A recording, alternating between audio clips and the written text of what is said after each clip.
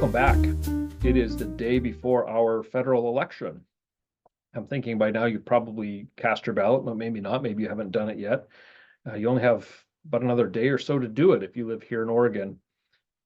I want to introduce you to an idea it's been around for hundreds of years. And I'm drawn to it personally because I think it helps me resolve sometimes the tension that I experience between the principles of this world. How do you resolve that tension between your convictions as a Christian and what does it mean to be living in a world where the rest of the world doesn't always necessarily share your own beliefs and your own convictions?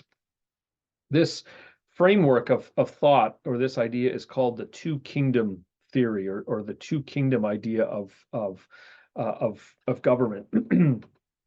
And Calvin wrote about it, Luther wrote about it. It's seen some resurgence in recent years as well.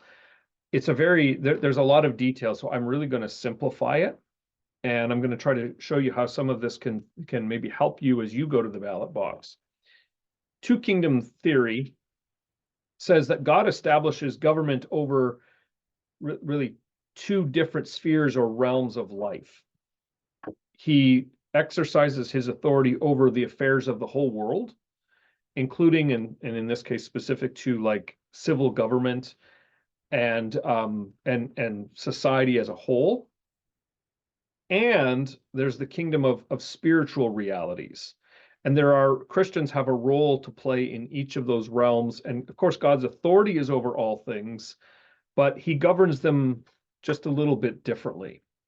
So the government of this world, God appoints the governments of this world to oversee civic affairs. In other words, it's the job of civil government, state government, local government, federal government, to order and structure society in such a way that the most number of people can flourish.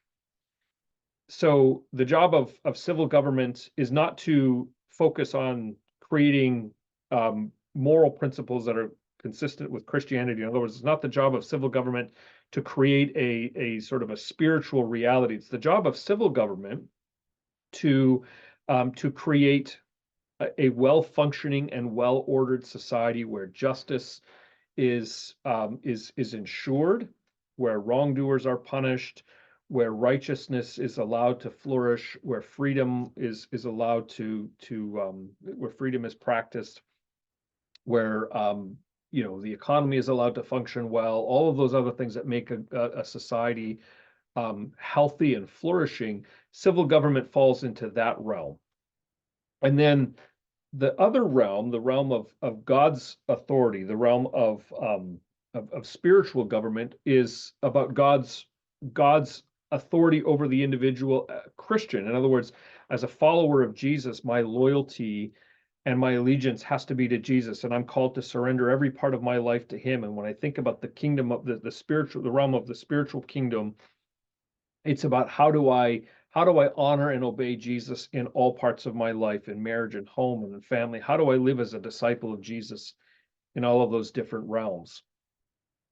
So here's what I mean by that. When you vote, if you haven't voted yet, you've got to remember that you are voting not for the person or the party that you think can somehow create a Christian community or a Christian society. You're actually voting for someone who can best govern the affairs of the political world, the civic society. You're asking who can best order and structure society so that freedoms are ensured, justice is pursued, so that people can live in relative peace and harmony with one another. You're not voting for the person that you think can best provide spiritual leadership in the country, right? Because you make a distinction. Civil government, spiritual government. When you vote, you're going to be asking the question, who has the experience, the qualifications, the character to order society such that it can properly flourish? You're not voting for someone who has the most theological knowledge, who is the best spiritual character. You're not voting for someone who is well versed in theological principles. You're voting for someone who's best equipped to govern. I think one of the things that this helps me to do is to recognize it helps resolve some of the tension that we sometimes experience when we as Christians are living in a pluralistic society. So I'll give you just an example. We're going to recognize that our leaders may adopt policies that are for civil society. We may not personally agree with those policies because they violate Christian principles, but we may at least begin to recognize and accept that they will be the law of the land. So, and we may understand that our leaders adopt these rules and adopt these principles, but they're doing so because they're focusing on not on creating a moral framework that's rooted in Christian values, but they're creating a moral framework that's meant for the flourishing of society. Now, of course, there's still room to discuss and debate what is best. But here, let me maybe just give an example. Christians almost universally would agree that adultery is morally wrong. It creates damage in the family unit. It does damage to marriages. It creates a lot of pain and heartache, and it's almost indefensible from a biblical point of view. And so very few Christians would stand up and say, I think adultery is a morally defensible action.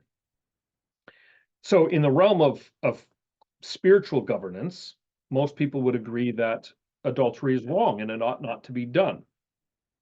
But then what about in the realm of civil government?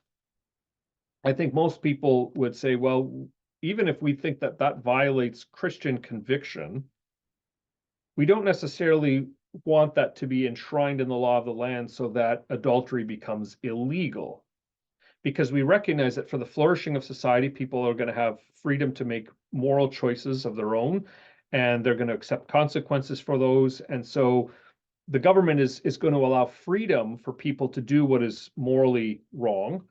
And so even if Christians disagree with that, they may accept that it is not it's not governed by the law of the land, or the law of the land is not consistent with Christian principles. So I think I'm really here giving a sort of an idea to put in your mind that can help you to think through and maybe resolve some of that tension, because often we as Christians find ourselves in a place where our own convictions are at odds with the convictions of the world around us. So what do we do about that? Well, I think we have to remember that we are called as Christians, our loyalties to King Jesus in terms of his authority over us. But the civil government functions a little bit differently. It has a different role, and I think that helps us resolve some of the tension. So, two kingdom theory, I think it helps us to think through that. It gives us a way to resolve some of that tension. Tomorrow is election day. We're going to come back and I'm going to offer you some thoughts. I'm recording this a few days before the election, so I have no idea who's going to win. But I'm going to offer you a few thoughts on how do we go into election day.